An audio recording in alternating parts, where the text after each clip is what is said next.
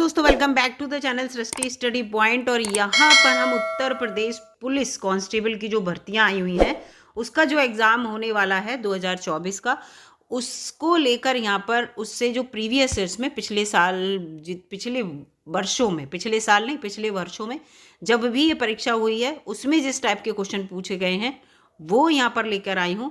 और इन क्वेश्चंस में जो है वो मैं आपको बता दूं, जीएस के आपको क्वेश्चन मिलेंगे और प्लस हिंदी के क्वेश्चन, ये दो टॉपिक यहाँ पर हम क्लियर करेंगे।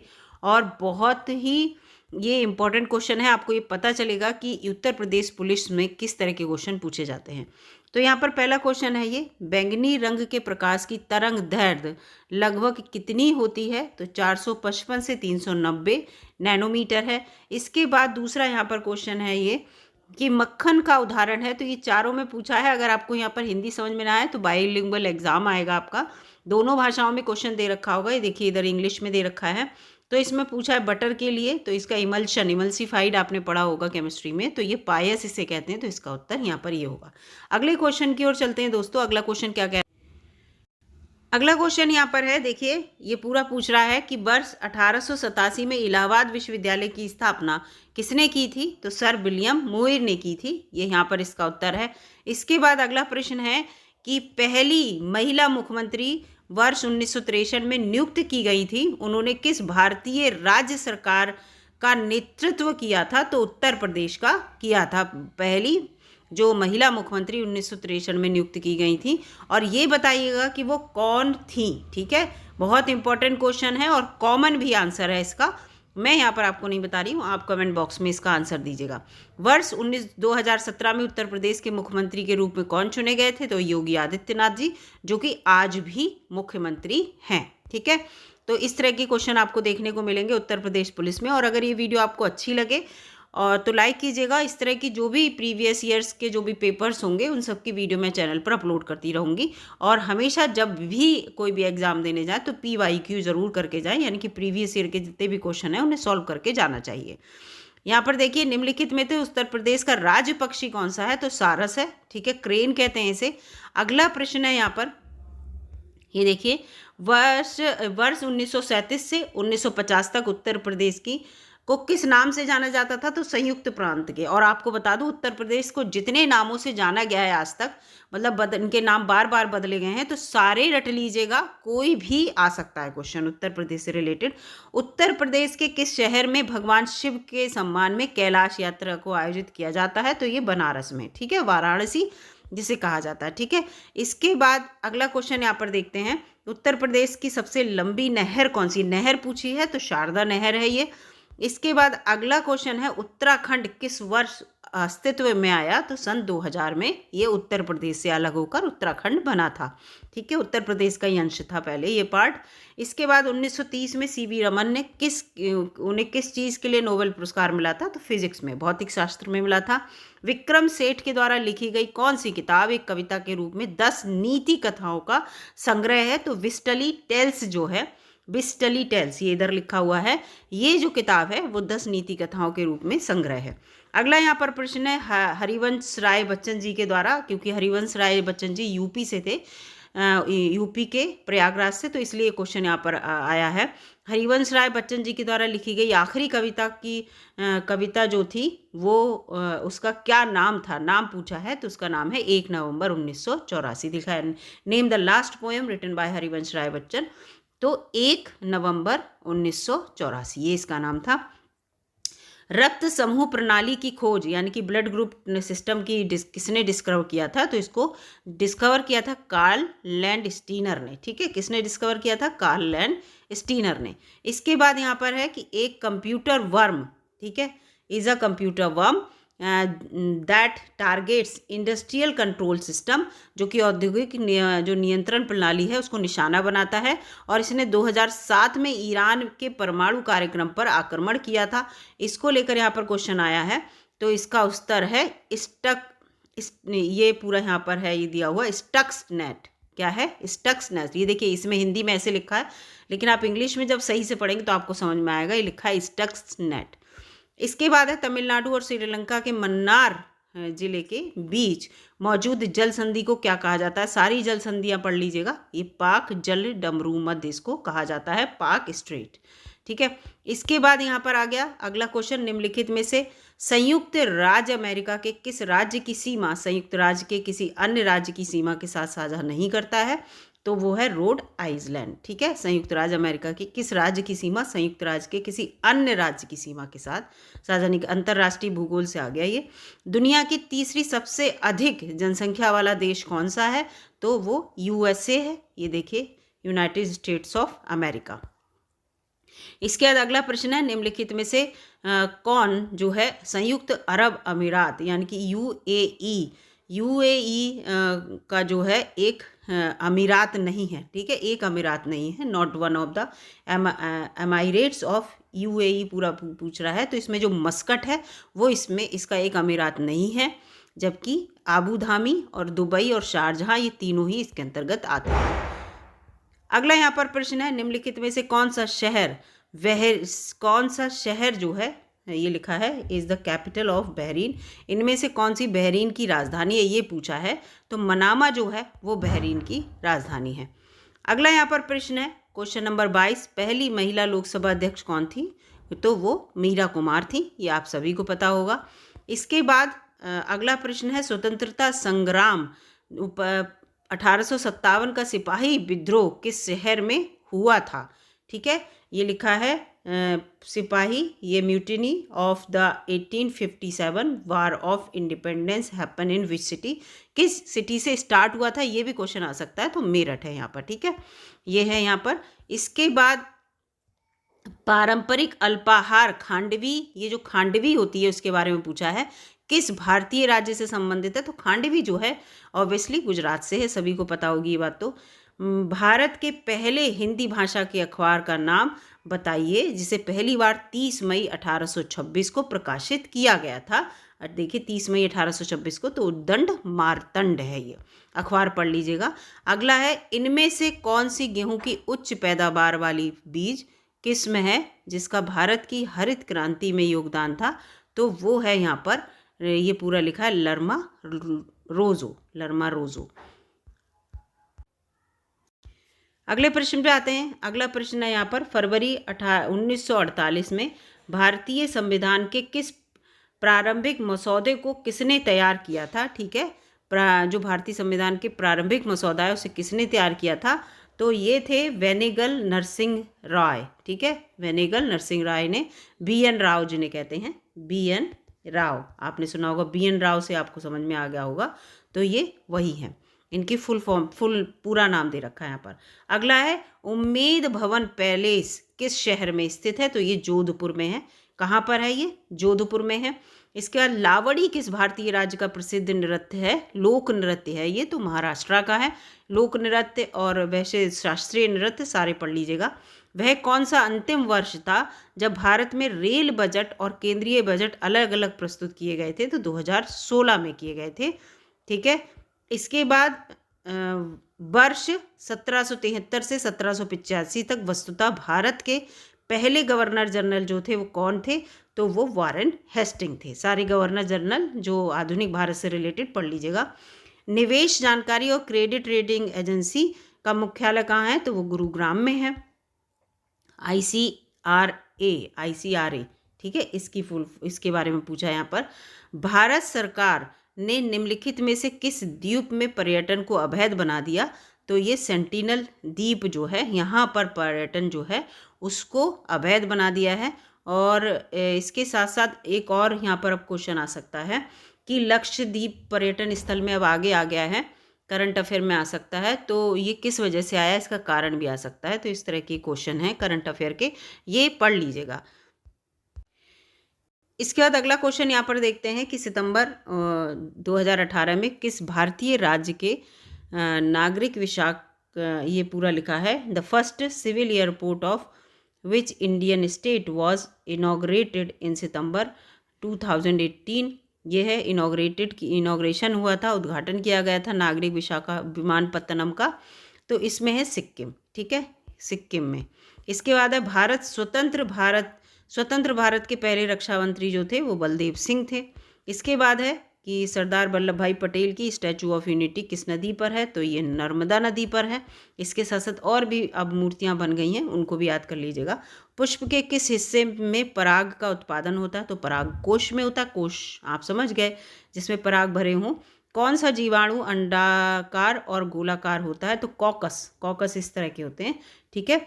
और वेसिलस जो होते हैं वो रॉड शेप में होते हैं जीवाणु, और विब्रियो जो होते हैं वो इस तरह के होते हैं, ठीक है। तो ये पूरे सबके अलग अलग शेप होते हैं, ये जितने भी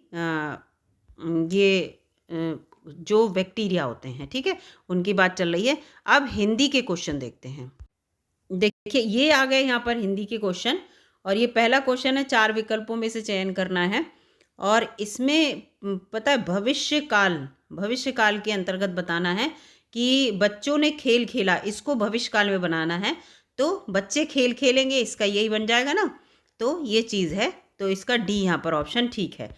इसके बाद यहाँ पर निम्नलिखित 4 विकल्प दिए गए हैं, उपयुक्त जो विकल्प है उसका चयन करना है कि सही स्त्रीलिंग क्या होगा, राजपूत का।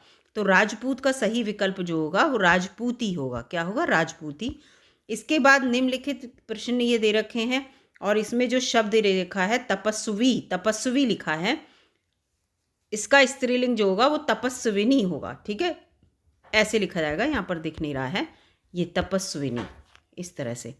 अगला यहाँ पर प्रश्न है कि नीचे दिए गए शब्द का सही बहुवचन वाला विकल्प को पहचानना है, तो तलवारें, ठीक है, तलवार का बहुवचन क्या होगा, तलवारें होगा इसके अंतर्गत।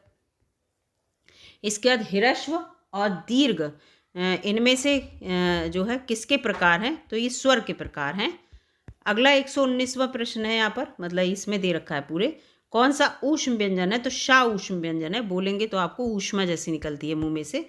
फिर है दी गई जोड़ियों में कौन सी जोड़ी सही संज्ञा और उससे बनने वाले विशेषण शब्द की है, तो पक्ष और पाक्षिक, ठीक है, ये जो है वो संज्ञा और विशेषण दोनों की है।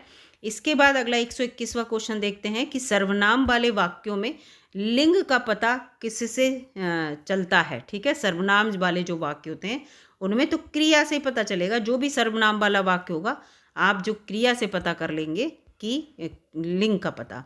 जायसी द्वारा रचित प्रसिद्ध रचना कौन सी है, तो ये पद्मावत लिखी हुई है यहाँ पर, ठीक है, पद्मावत जो है वो जायसी के द्वारा लिखी गई रचना है। भारत दुर्दशा किसने लिखी थी, तो ये भारतेंदु हरिश्चंद्र ने लिखी थी भारत दुर्दशा, ये। इसके बाद नीचे दी गई रचनाओं में रचनाएं किस कवि की हैं, और चिदम्बरा है, उत्तरा है, काला और बूढ़ा चांद, पल्लव है, तो ये सुमित्रानंदन पंत जी की हैं सारी रचनाएं। इसके बाद सर्वेश्वर दयाल सक्सेना को किस रचना के लिए साहित्य अकादमी पुरस्कार दिया गया, तो खूंटियों पर टंगे लोग, इसके लिए इन्हें पुरस्कार साहित्य अकादमी दिया गया। 126 से 131 तक के प्रश्न दिए गए, गद्यांश दिया गया है, और इसको पढ़ना है पूरा। लगभग 5 शताब्दी पूर्व पुर्तगाली इतिहासकार, इस तरह से दे रखा है पूरा, ये दे रखा है 126 से लेकर 30 तक पूरे इस पैराग्राफ से क्वेश्चन है। तो ये पैराग्राफ आप पढ़ लीजिएगा, नहीं तो वीडियो बहुत बड़ी हो जाएगी। तो इसको पढ़ने के बाद आपको 126 से 130 तक इसी से क्वेश्चन मिल जाएंगे, जैसे कि किष्किंधा का भाग किसके शासनकाल का हिस्सा था, तो ये बाली के शासनकाल का। किसने हम्पी को स्वप्नों की नगरी कहा था, तो पुर्तगाली इतिहासकार डोमिंग पेस ने हम्पी को स्वप्नों की नगरी कहा था। 28वां यहाँ पर, हम्पी साम्राज्य की शक्ति का पतन कैसे हुआ, तो संयुक्त आक्रमण की वजह से हुआ। इसके बाद विजयनगर के ये भवनाशेष कैसी दृश्यावली के बीच फैले हुए हैं, तो जनशून्य के बीच, इस तरह से लिखा हुआ है। इसके बाद यह है ब्रूकाक्ष का समानार्थी शब्द पहचानिए, तो विलक्षण नेत्रों वाले को ब्रूपाक्ष कहते हैं। इसके बाद 131वां आ गया, अब ये अलग आ गया, ठीक है, पैराग्राफ से क्वेश्चन नहीं है। इसमें 4 विकल्प दिए गए हैं, और सबसे अच्छा उचित विकल्प पूछा है इस अलंकार के लिए, काली घटा का घमंड घटा, तो ये यमक अलंकार है। कौन सा अलंकार है, यमक अलंकार है। काली घटा का घमंड घटा, तो ये यमक अलंकार के अंतर्गत आ रहा है। इसके बाद ये, क्योंकि इसमें क्या है, ये दोनों जो घटा है ना, ये दोनों घटा एक ही शब्द के 2 अर्थ निकल रहे हैं, तो इस तरह से यमक अलंकार होता है। 132वां है, निम्नलिखित प्रश्न में से 4 विकल्पों में से उचित आपको सही विकल्प ढूंढना है, और रेखांकित शब्द में सही अव्यय का भेद करना है। तो यहाँ पर दरवाजे के बाहर कोई खड़ा है, ठीक है, तो कोई होगा, इसके अंडरलाइन कोई किया होगा, कोई जो होता है तो ये संबंध बोधक अव्यय होता है, ठीक है, कौन सा है, संबंध बोधक अव्यय। इसके बाद अगला है कि निम्नलिखित प्रश्न में से चार विकल्प दिए गए हैं और सही विकल्प को पहचानना है। चंद्रशेखर, ठीक है, तो चंद्र के शिखर पर चंद्र है जिनके शिखर पर, ये चंद्रशेखर लिखा है, ठीक है, चंद्रशेखर, ठीक है, चंद्रशेखर, तो चंद्र है जिनके शिखर पर, ये इसको लिखा हुआ है यहाँ पर, ठीक है, तो बिल्कुल सही दे रखा है। इसके बाद निम्नलिखित प्रश्नों में से चार विकल्प दिए गए हैं जिनमें से उप विकल्प को चयन करना है, ठीक है, जिसका उत्साह नष्ट हो गया हो, उत्साह है तो उसे हतोत्साहित कहते हैं, हतोत्साहित, ठीक है, हतोत्साहित, ये है। अगला यहाँ पर है 141वां, निम्नलिखित प्रश्नों में से चार विकल्प दिए गए हैं जिसमें से एक शब्द दिए गए अनेकार्थी शब्द का अर्थ एक अर्थ है, उक्त शब्द है उसको चुनना है। तो जैसे ये जलज है, तो जलज के लिए क्या यहाँ पर जो है बिल्कुल अर्थ होगा, तो ये जो मछली है ये जलज के अंतर्गत आएगी, जल के अंदर रहने वाला, है ना, तो ये चीज़ है। अगला यहाँ पर प्रश्न है ये कि निम्नलिखित प्रश्न में चार विकल्प में से सही विकल्प का चयन करें। निम्न वाक्य में पूर्वकालिक क्रिया परिवर्तन वाक्य बताता है। बच्चों ने गृह कार्य किया, वे खेलने लग गए, तो इसके अंतर्गत बच्चे गृह कार्य कर कर खेलने लग गए, इस तरह से आप इसको लिखेंगे तो बिल्कुल सही है ना। आप दो शब्दों में, दो वाक्यों में ना लिखकर एक वाक्य में इस तरह से लिखेंगे। इसके बाद निम्नलिखित प्रश्न में से चार विकल्पों में से जो रेखांकित पद के उचित कारक हे प्रभु रक्षा कीजिए, तो हे प्रभु को अंडरलाइन किया होगा ये, तो ये संबोधन कारक है, ठीक है, कारक पूछें, सारे कारक पढ़ लीजिएगा। इसके बाद यहाँ पर आ जाते हैं 144वां क्वेश्चन। इसमें पूछा चार विकल्प दिए गए हैं और उक्त विकल्प का चयन करें जो शब्द जो पतन के लिए सबसे अच्छा हो, तो तब पतन का मतलब होता है गिरना, तो ये बिल्कुल ठीक है यहाँ पर। इसके बाद यहाँ पर है निम्नलिखित प्रश्न में से चार विकल्पों में से उस विकल्प का चयन करें जो दिए गए शब्द के लिए सही समान अर्थ दे रहा हो। तो नाश का मतलब होता है तबाही, क्या मतलब होता है, तबाही।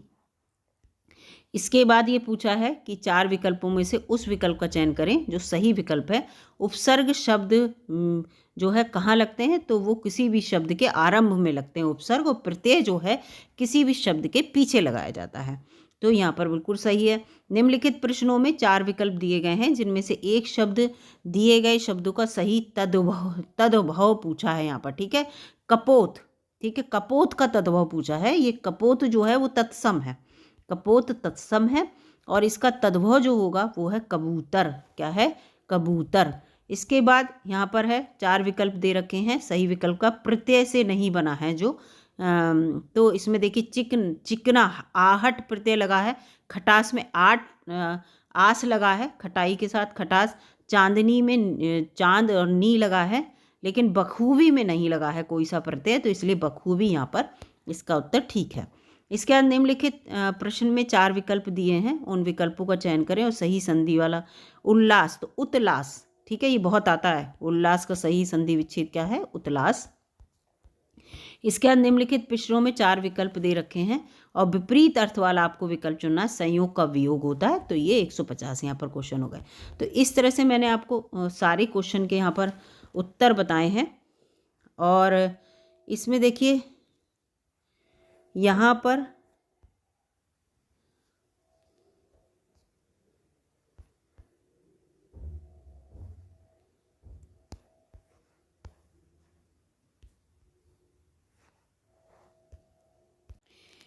ये वाले कुछ प्रश्न यहाँ पर रह गए थे, तो इन प्रश्नों को मैं बता देती हूँ। निम्नलिखित प्रश्न में से चार विकल्पों में से सही विकल्प का चयन करना है। यहाँ पर शुद्ध वाक्य कौन सा है, तो यहाँ पर देखिए मैं घर जाना है, मैं को घर जाना ये लिखा है, ये मुझे गांव है, मैं गांव जाना है, इस तरह से है, तो इसका बिल्कुल सही है, मुझे गांव जाना है, मुझे गांव जाना है लिखा है ये, ठीक है, मुझे गांव जाना है, ठीक है, इस तरह से है, ये बिल्कुल सही है। जबकि मैं गांव जाना है गलत है, ये मो के गांव जाना है, मेरे को गांव जाना है, ये सब गलत है। इसके बाद यहाँ पर है कि छंद में प्रयुक्त होने वाले अक्षर को क्या कहते हैं। जब छंद, आप कोई छंद पढ़ रहे हैं तो उसमें जो प्रयुक्त होता है अक्षर, उसको क्या कहते हैं, तो उसको मात्रा कहते हैं, हमेशा क्या कहते हैं, मात्रा, ठीक है, याद रखिएगा क्या कहते हैं, मात्रा।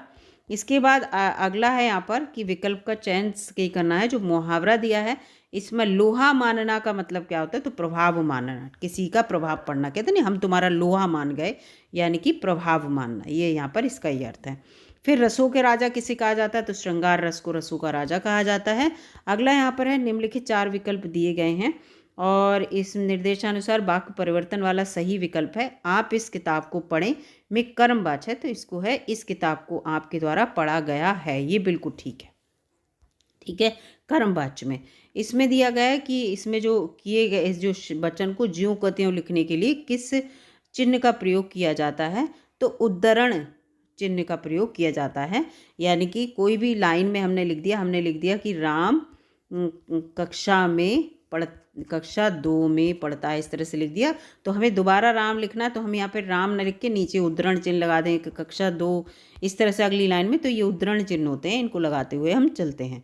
ठीक है, उसी वाक्य को हमें, उसी शब्द को दोबारा से हमें बोलना है या उस वाक्य को दोबारा से बोलना है अगली लाइन में, तो उसके नीचे उद्धरण चिन्ह लगा देंगे, तो ये समझ में आएगा कि हम वही बात कहना चाह रहे हैं। तो फिलहाल यहाँ पर मैंने सारे क्वेश्चन बता दिए, जो थोड़े से रह गए थे यहाँ पर बीच में, वो भी मैंने क्लियर कर दिए और ये सारे हाँ यहाँ पर मैं बता चुकी हूँ। अगर वीडियो आपको अच्छी लगी दोस्तों तो लाइक कीजिएगा और चैनल पर नए हो तो सब्सक्राइब कीजिएगा। इस तरह की जो वीडियो है वो चैनल पर अपलोड करती रहूँगी और मिलूँगी अगली वीडियो में। तब तक के लिए नमस्कार। थोड़ा सा ये पेज जो है ब्लर है, तो इस पर थोड़ा आप जो है ध्यान ना दें और बस क्वेश्चन देखिए किस तरह के आते हैं। ठीक है, धन्यवाद।